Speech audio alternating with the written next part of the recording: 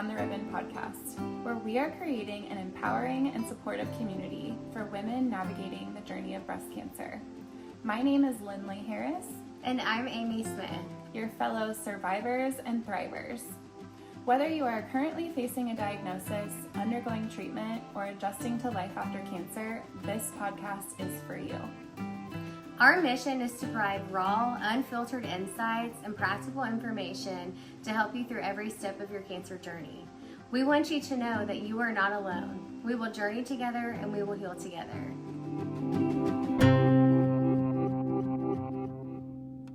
Hi, and welcome back to our third episode of Beyond the Ribbon.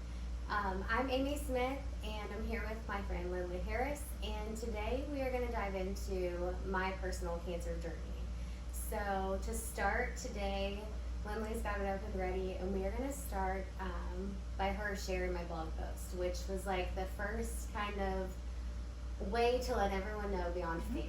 It's kind of like almost the easiest way out. So, but also the very hardest and first cancer obstacle, I feel like. So because telling everyone the story is, in my opinion, was the hardest part. Like telling everyone that you have something wrong with you. A lot of times I couldn't talk about it without crying. So I was just like, if I just put this out here, everyone's getting the same information, which I can share what I want. I didn't like when people asked me about like the stage, but that's like a whole other conversation. So I could put that out there and everyone would just know. So then one day when I didn't have hair, it was just kind of like already addressed. Right? I don't know. Okay, so let's go ahead and dive into your blog post. You posted this, I believe, after you had talked to me. Yes. When we connected on Facebook. Because I had posted mine, and then that's kind of how we connected. And then I believe you did this a few weeks later. Yes, it was, because when I saw yours, I beyond my family, not many people knew it that many. And so it was such a relief to see your blog post. I was like, there's my person. Like, and then the story is like, you'll see it matches up. And it's just, people say God winks, but this was a really big, it was more than a wink, you know? Like, it was just like, this is how it's going to be, and this is who you're going to navigate this with, you know?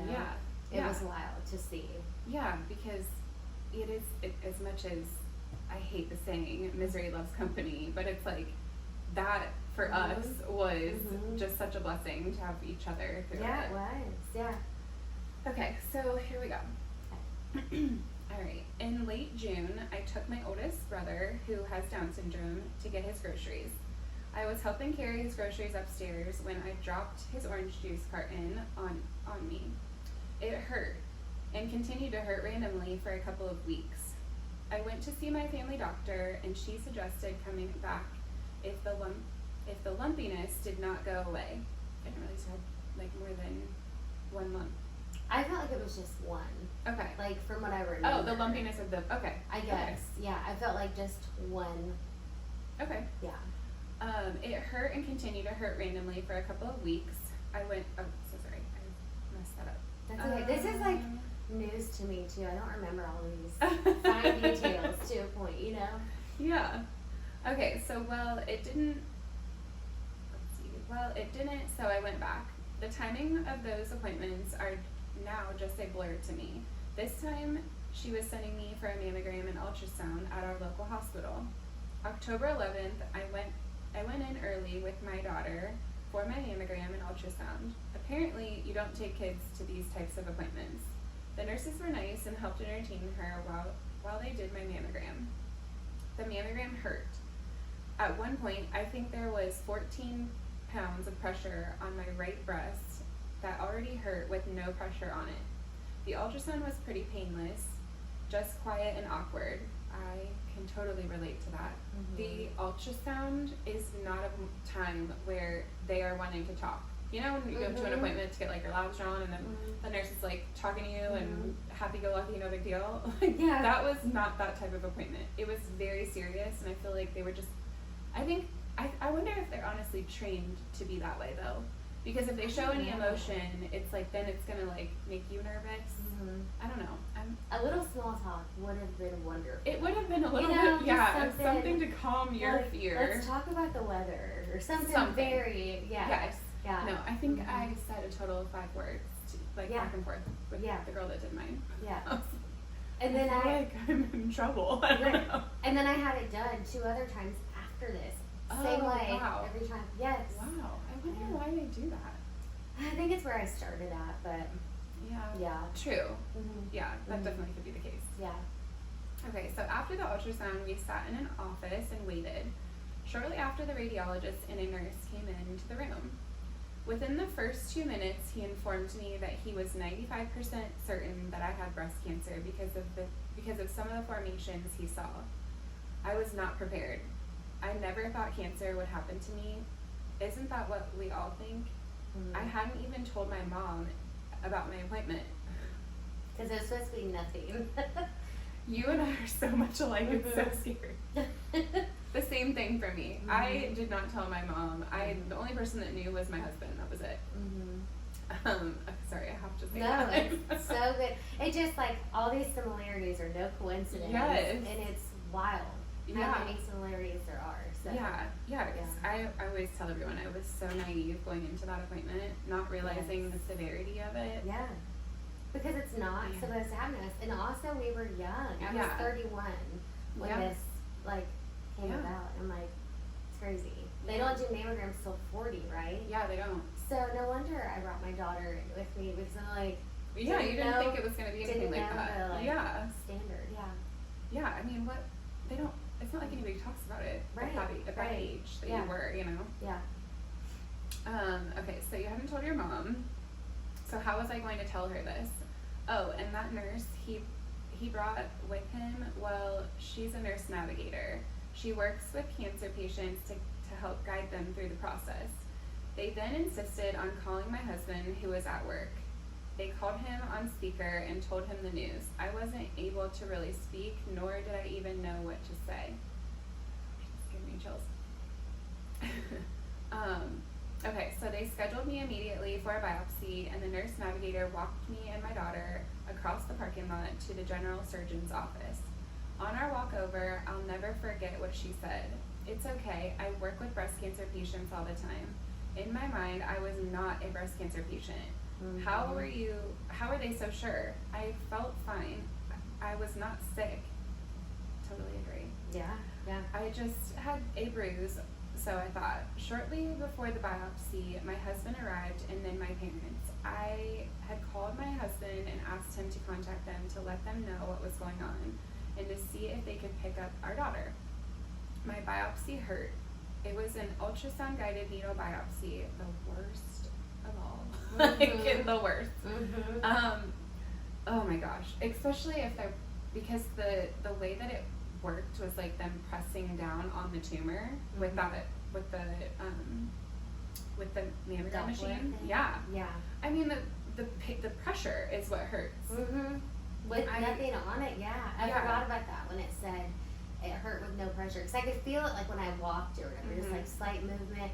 But then I was like, oh my gosh, I hurt. And then, spoiler alert, this didn't have good like margins. They didn't get good margins. I guess good margins or like clear test results. Like Okay. it wasn't like visible or I don't know. Okay. So it had to be redone. Oh my gosh. Yes.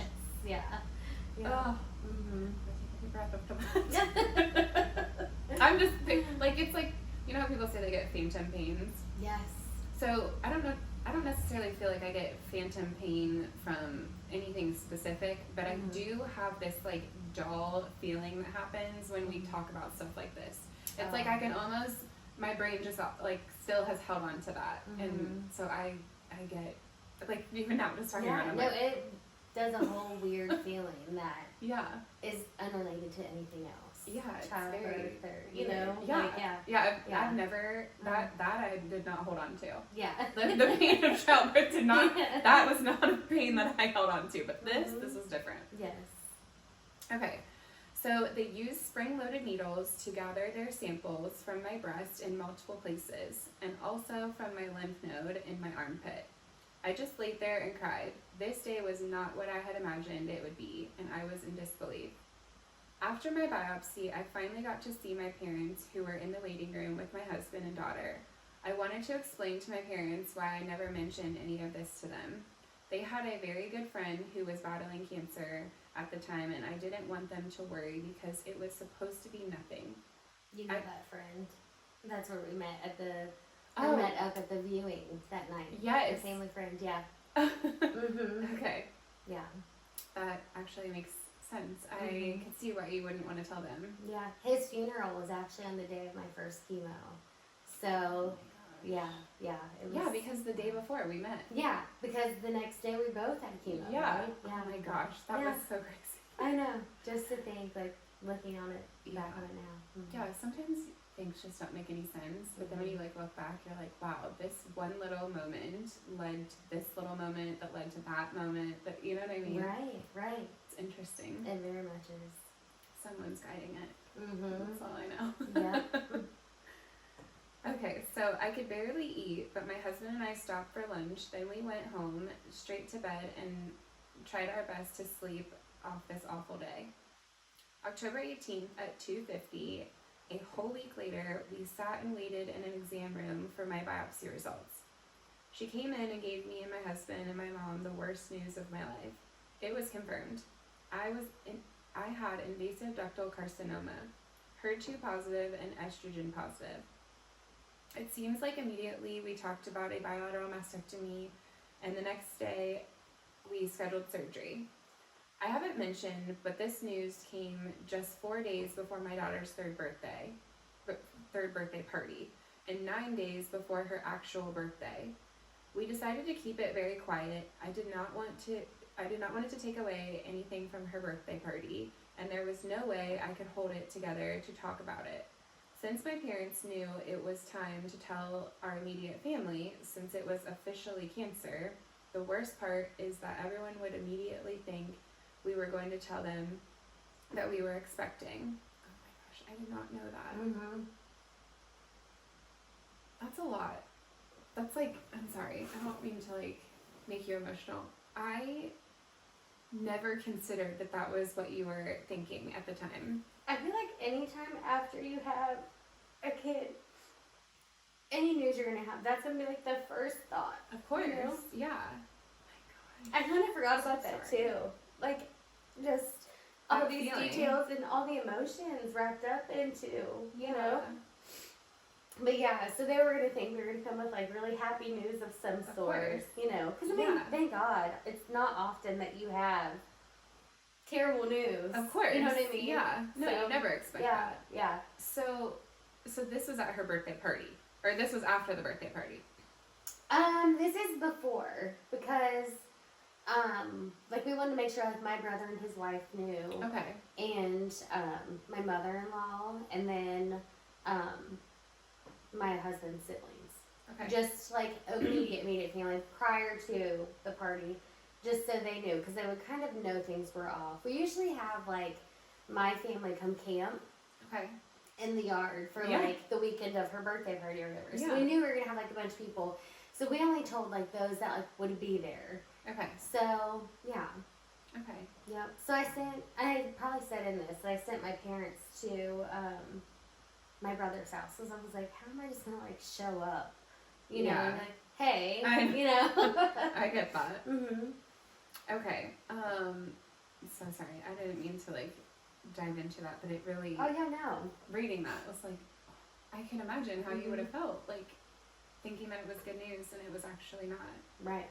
No, and I knew that this was gonna like bring up sad emotions and Of course. you know. Yeah.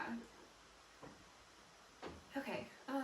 The worst part is that everyone would immediately think that we were going to tell them that we were expecting. Thankfully, God's timing on that was delayed as he knew the plan long before we did. So we called my mother-in-law and had her come to the house after work that Wednesday night. I called my twin sister-in-laws on three-way to tell them both at the same time. My husband told his brother and his best friend, who is also his boss. My parents left our house that night and went to my brother Troy's house to tell him and my sister-in-law Mhm. in person. Yeah. I did not have it in me to tell or to make the phone call. The day after the birthday party, we picked up my parents and dinner to take to my grandma's house. Telling any of our family was one of the hardest things we had to do. But the worst for me was having to break the news to my grandma Ruthie. That was the first time I have really ever been unable to find the words. Anyone who knows me knows that not a problem I've ever had to face. My parents. Okay, I can Yep, there's that too. Okay, there's the silver lining. All right.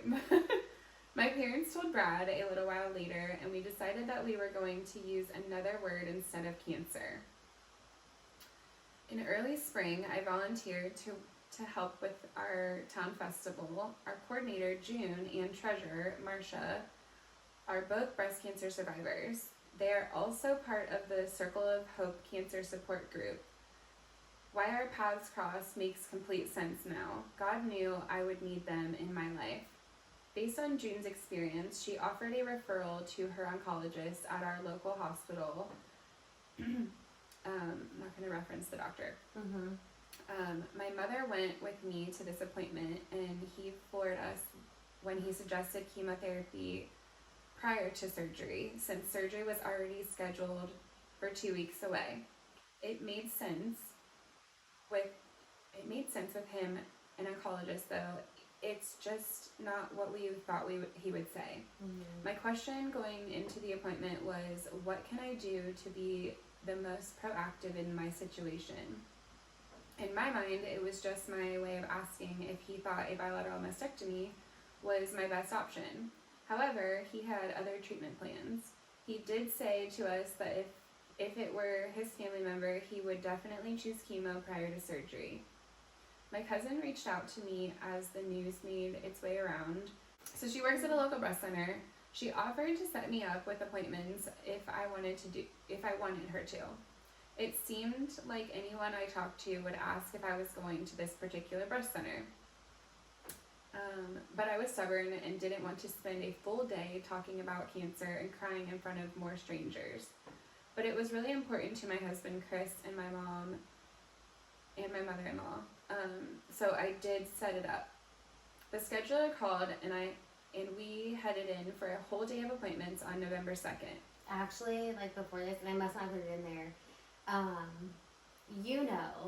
but there were so many different departments calling to schedule, and I had no clue. When my cousin asked me, when she got word about it, she's like, well, what are your receptors? And I was like, what does that mean? She said, what type do you have? Yeah. And I was like, I literally took a picture of whatever papers I had and texted them to her, because at that point I was like, I have breast cancer. There's different types. I had no clue. Yeah, I had no idea. I mean, I'd heard of triple negative, but didn't know what that even meant, you know? Yeah.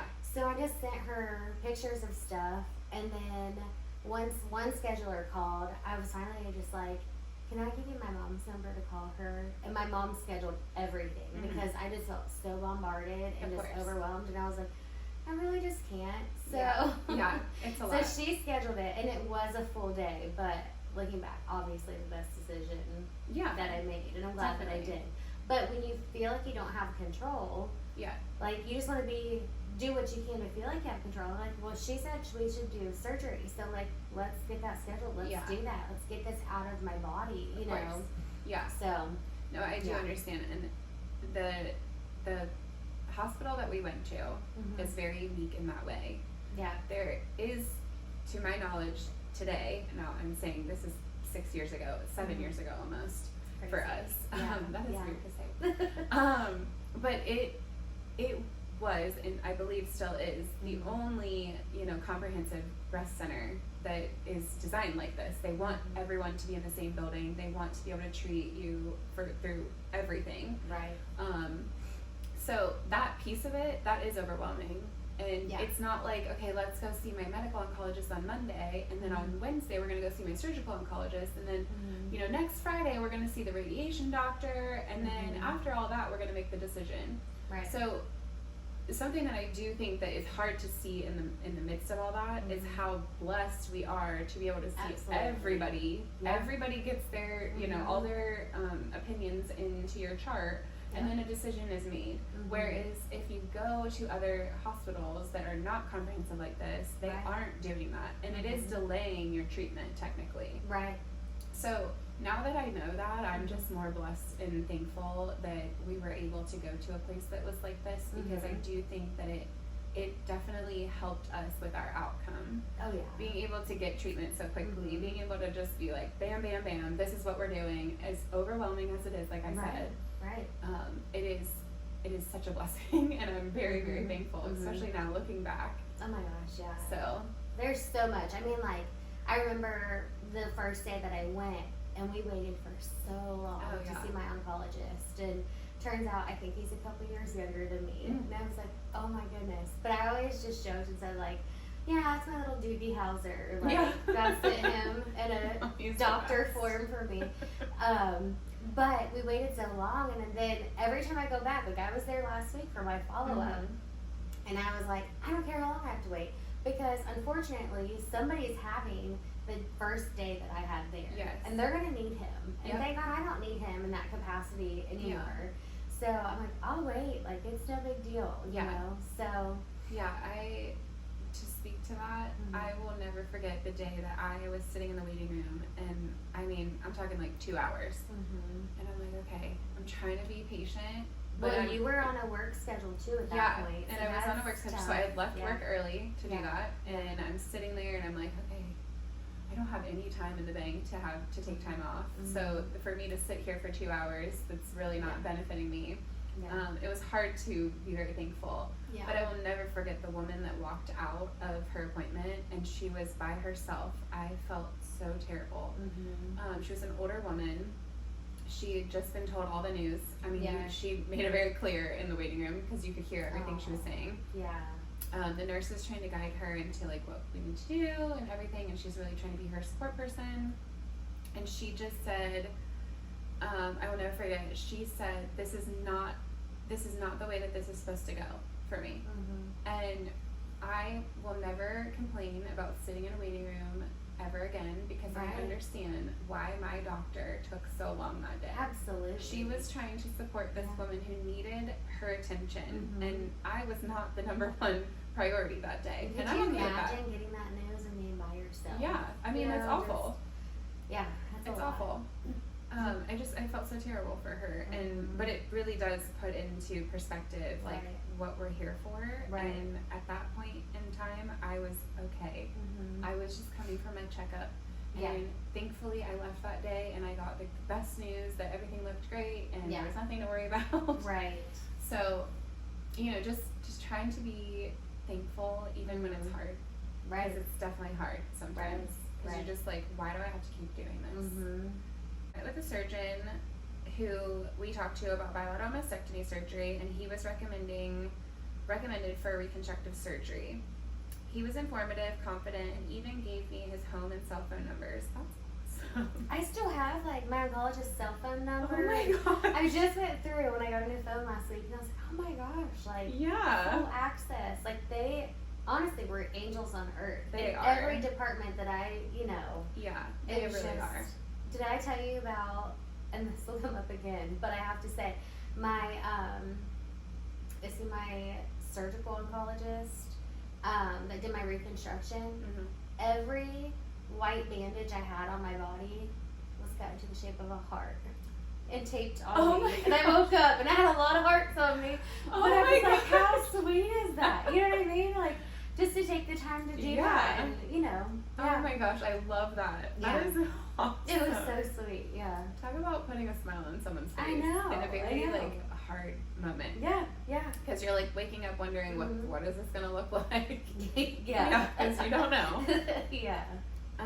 Okay, so later I had another mammogram and ultrasound repeated. My original breast biopsy that I had done had enough detailed information that it did not need to be repeated.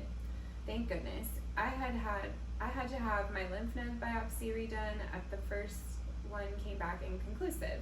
Okay. It was painful, and I tried to keep it together. I never can when they try to make small talk, because it always starts by, so do you have any kids? Oh my gosh. I can understand because it was a hard time, because I was like, she doesn't really understand. Yeah. And then I was thinking ahead of how am I going to explain Of course. the hair loss and all those Oh things, my and I was gosh. like, while it had good intentions, I was like, that's a sensitive topic right now, you know. Yeah, Let's just talk stick about to the weather. Do you have a dog? Yeah. How's your dog? Right. We ended up putting down one of our dogs during one of my treatments too, because Oh he my was super goodness. old and just like, yeah, I know. So it's crazy, but It's a lot. I just always feel like they feel sorry for me when I say that I have a 3-year-old. The positive of redoing the lymph node biopsy, though, was that they placed a marker about the size of an eyelash on and near the lymph node, so they would know it had already been biopsied. We grabbed some lunch from the bistro downstairs, then took it up to my appointment with my oncologist. He was with another patient, so we had to wait a while. When he came in the room, we talked about his chemotherapy plan, his suggestions for chemo once every 3 weeks for a total of 6 treatments over 18 weeks, similar to what the other physician had suggested. We also talked about fertility. Many women who go through chemotherapy often enter menopause and can't conceive on their own after. Regardless, they said they wouldn't suggest trying until almost 3 years after all of this is behind me. which I think 3 years is interesting because Yeah. they recommend tamoxifen for Yeah. 5, then it jumped to 10, Yeah. but you have to be off tamoxifen for 6 months to a year. I can't remember. Okay. So I'm like 3 years. That's kind of random. Yeah, that is interesting. Yeah. I thought it was 5, Yeah. which I guess I thought. I don't know anything about the fertility piece of it, but I, from somebody who doesn't know, I assumed it was 5 years for like all cancer treatments. Like they won't suggest you having kids until the 5-year mark, because then you're like in more of the clear zone. I don't know if that's true. For less but recurrence. yeah. So we waited, or we wanted more kids, but Kaylee is perfect and she's enough. We also want healing for me and felt like this could not be put off any longer. Plus, insurance may not cover it. I had a fertility specialist get in touch with me pretty quickly, but we had made the decision to not go forward with it.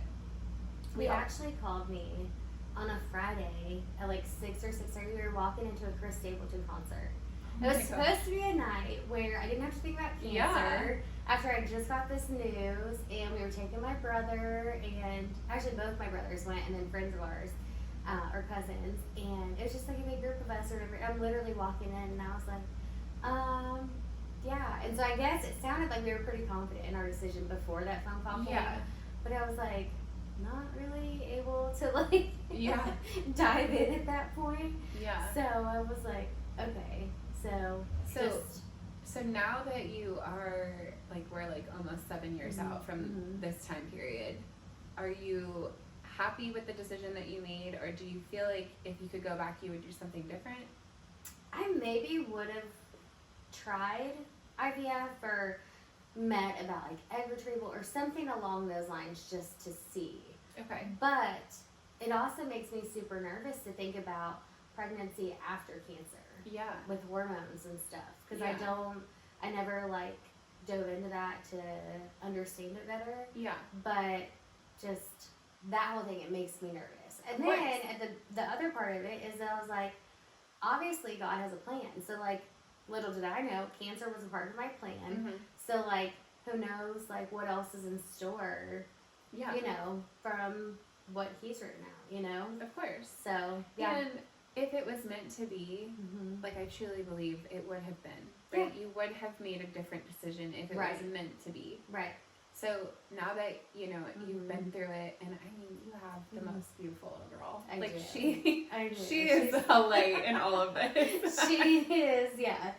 She is awesome. And I think too, just like, we think things need to be on a certain timeline. Yeah. Like, you know, and it's not up to us, too. Of course. So, yeah. But she does ask for a sibling every other day. So, our little dog is like her little baby sometimes. So, you know. I mean, Kate has asked me for a baby several times, and I'm like, Yeah. listen, girlfriend, like, it's just not, it is not in the cards for us. Right. Like, it's just a no. Like, it's not going to happen. We are so lucky to have the two of them, and Yes. That's it. Like, we're good. But Parker doesn't? He's content? I think for a while he was confused why he had so many girl cousins. Because, you know, my sister-in-law has 2 little girls. Oh, yeah, he just has and the one boy. he on that really, side. yeah, and on my side he does have my nephew. They are 5 years apart, I believe. Okay. I think 4 years. Oh, maybe 4 years apart. Mm-hmm. But so he doesn't really understand like why he doesn't have more boys, and I'm like, listen, it's just because you were the one that was meant to be. Like, that's just how it is. Right. But he doesn't really ask for a sibling. Okay. He's just confused why there's not more boys. And I'm like, there's 2 different things there, but we're not having any more babies. So you're stuck with your sister. You'll thank me later. You won't thank me now because we're in that stage of life. Yeah. You know, with them being 7 and 10, they don't. I mean, they're just at each other's throats. But yeah, I'm thankful to be in this phase of life. Absolutely. And every day there's something different. So hopefully over time they will let that go. But I could see why your daughter would ask for a sibling. But at the same time, you know, there's a bigger thing here. This is just what was meant to be. Yes. Yeah, for sure. Yeah. Okay, so I had a fertility specialist get in touch with me like we had talked about. You said that it was at the concert that he called you? Yeah, I was walking in. Yeah. We also have other options, and maybe that's what the plan is. It was unexplainable to sit here daily knowing I had cancer, but I wasn't doing anything to fight it. My doctor explained everything very thoroughly, and I felt confident with his knowledge and guidance. He spent well over an hour with us and made sure we didn't have a single question for him before we left the room. His nurse gave us a tour of the chemo infusion area and then sat us down with our scheduler after going over a binder full of information. I remember the binder. There was a lot of binders. There was a lot of binders. There was a lot of paper. I don't know if I knew anything that it said. Do you know I still have every one of them? So do I. Yeah, I can't part with them. I know, it's weird. It's not normal. Yeah, no, it's not normal to keep on that. But yeah, I think I felt like it was, I don't know, it's weird. It has like a sentimental piece to that. And I feel like maybe someone could benefit from this. Or if I could ask a question, like, there for a while I couldn't remember my chemo drugs. And I was like, PCTH. I was like, what does that stand for again? So I would like go to my binder and just look it up, you know? Yeah, so, no, I totally understand. Yeah. It was clear this is where I needed to be. We stopped by the gift shop on our way out and set up an appointment for a wig fitting. I remember the wig fittings. My doctor had already written a prescription for a wig. This was getting very real very fast. The ball was rolling and we had a full week of appointments ahead. Monday, November 6th, I was scheduled for a CT scan, whole body bone scan, and a heart echo. These results later came back clear. The cancer was not spread anywhere else in my body. Wednesday, November 8th was my wig fitting. My insurance covered $0 on my wig. I found one on sale that I really, really liked. My friend from the Circle of Hope Cancer Support Group offered to pay for it. Thursday, November 9th was my first chemo infusion. It will have a detailed chemo post coming up. Oh, yes, you did have another one. Monday, November 13th was my chemo port surgery placement. It was very nerve-wracking, but the procedure ended up being easier than a dentist appointment for myself. However, the following 2 weeks of recovering from my first chemo treatment, in addition to not driving and especially not being able to pick up my daughter, were challenging. That was the worst. You can relate. Yes, it was hard. It was a blessing that our kids were little. Oh yeah. But then there was that aspect of it where it was kind of hard. But it's all temporary too, and that's the thing that I kept reminding myself. Or, you know, our chemo was once every 3 weeks. I'm like, okay, I know this day and this day, I'm not planning anything. So I'm not going to feel good. Exactly. So, you know.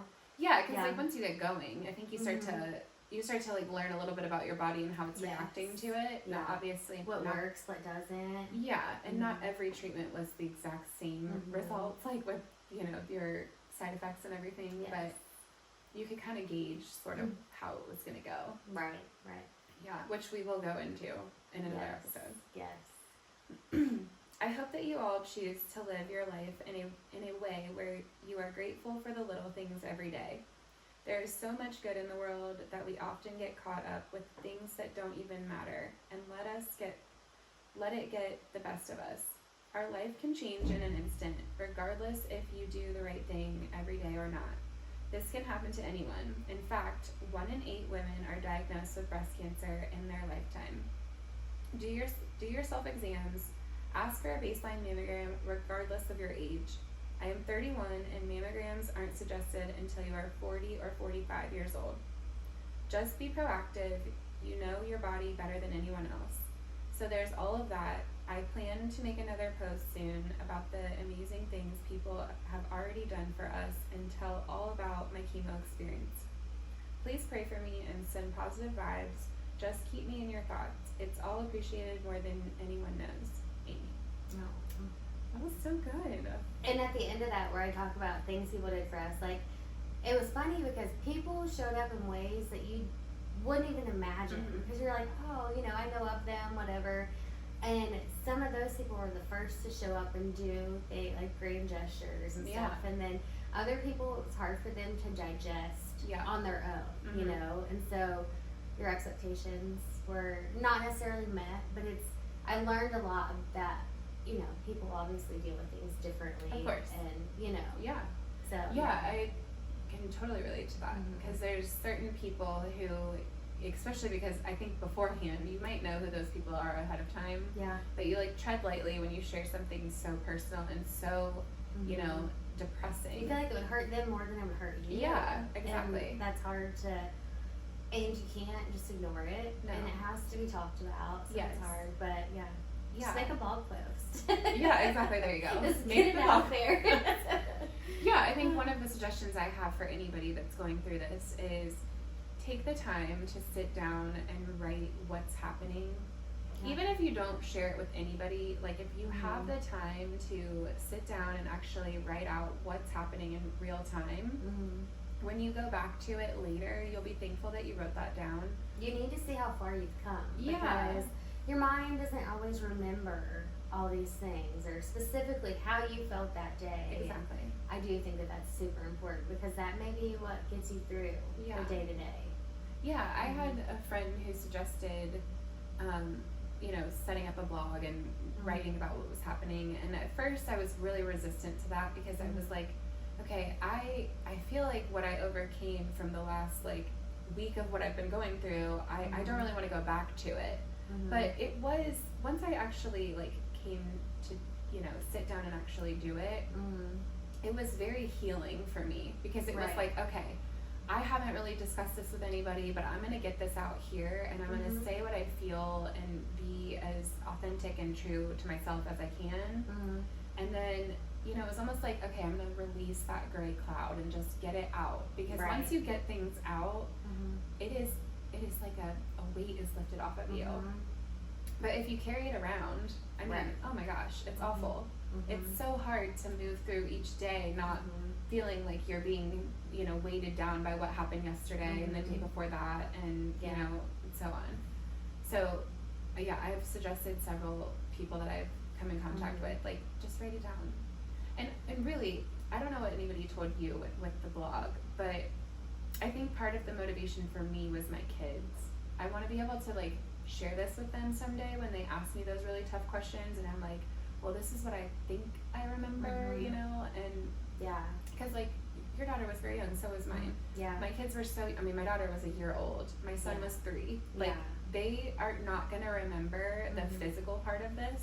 They're going to remember like, oh yeah, I remember you said you had breast cancer or like, you know, and or like some pictures we took. Yeah. You know, like I remember things on pictures too. And so that was kind of trying to highlight like the good or, you know, we celebrated all the little things throughout our journeys and what you were saying too, sometimes I felt like, oh my gosh, I gotta write a blog post and, you know, I gotta get everyone updated and all this stuff.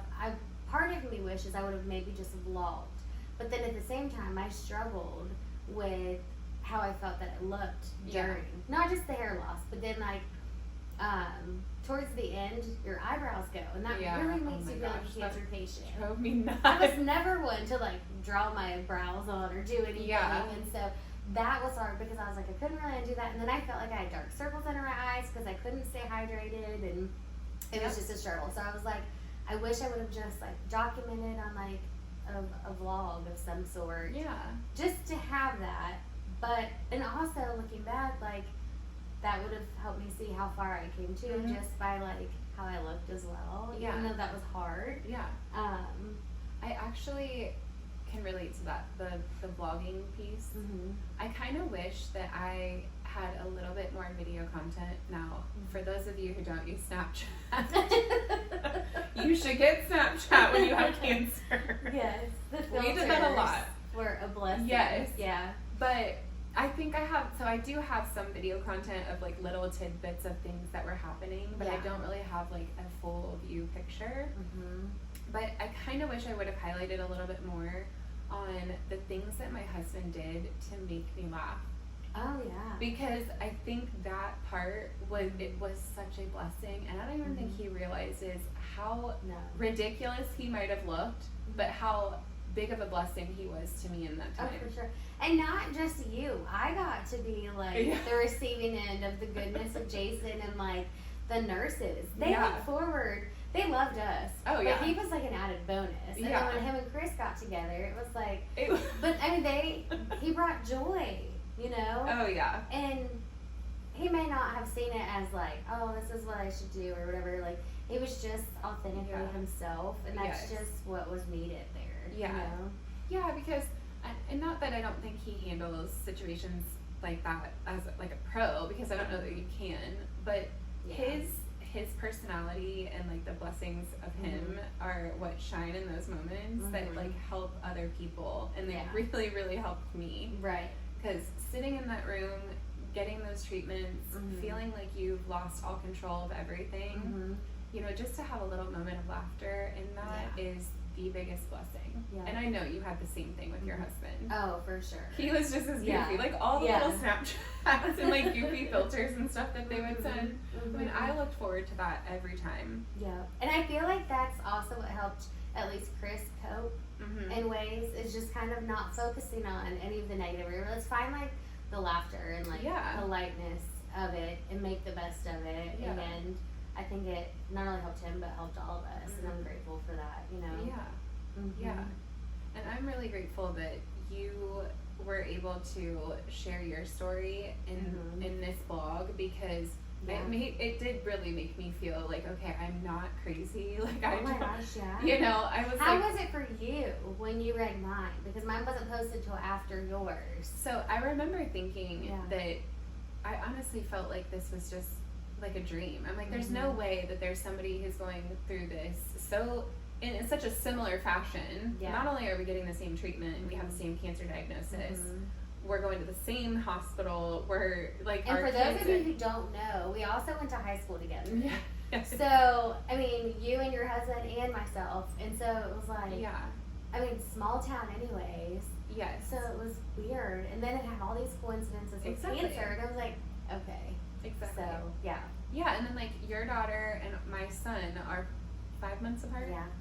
So they're very close in age, and it was like we connected over that, and I mean, it was just like one thing after another that really just bonded our journey. Because I think even if like our cancers weren't the same or whatever, I think we still would have bonded over parenting through cancer and just in our age too, because there were many other people I knew, same age range really, you know, or that had kids even. Too.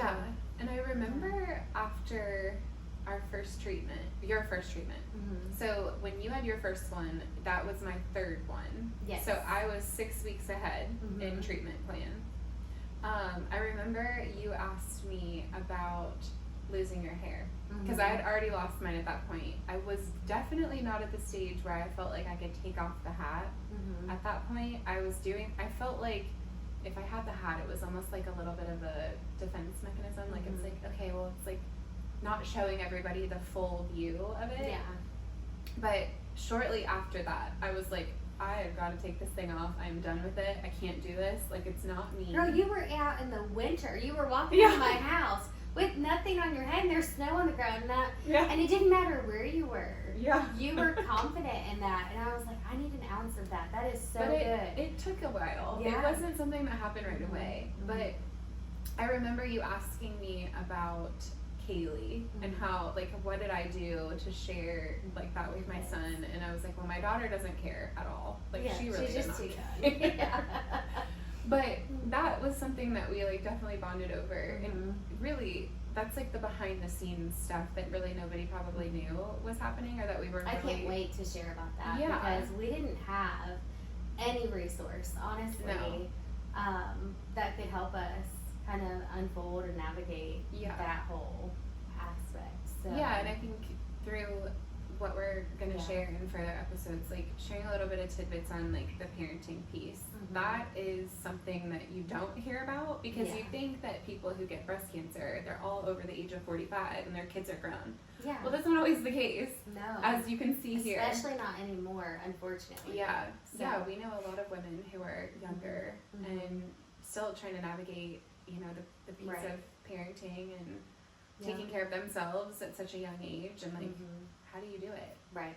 So, We will dive Yes. into that really well, and yeah, I think the biggest thing about us and what can come in the future is that we will like unpack it all. mm-hmm. Because if it's gonna help one single person, then it's all worth it. Absolutely. Whatever time it took to record and to do all those things and to Yeah. experience that. And I think that's, you know, obviously part of our mission. So, Of course. Yeah. Yeah. So I think if we can keep our community growing here, our next episode we will uncover the chemo journey Yes. and kind of dive into that and how that looked and what challenges we faced through it. There are a lot of side effects. There are a lot of medications. What do you do? A lot of emotions. A lot of and- emotion. Yeah. Yeah. Yeah. Yeah. So stick with us, and we hope you enjoyed this episode today. Yep. Thanks for tuning in, and we'll see you guys next time.